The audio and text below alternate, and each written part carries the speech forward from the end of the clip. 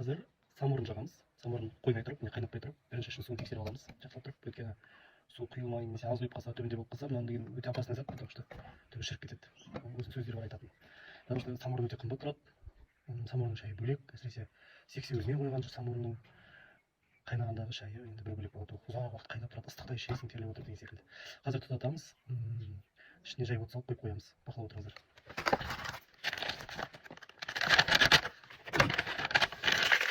Алдын ала қағазымызда мынандай майда оттық дейді ма, не деп айтады, жаңа ағаштың жаңқаларын жайнап аламыз да, жарып тастаймыз, сіңбелеп.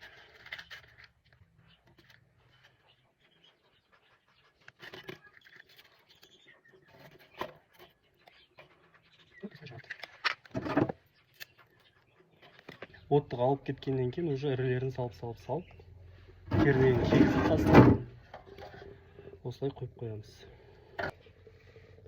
Жаңа өтіп жұқаларын салдық, енді орталық шалауын саламыз.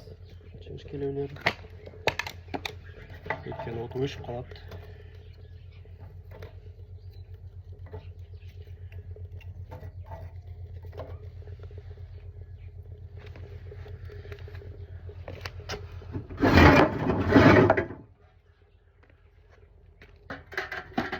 Осылай бір құрап өзі жанады.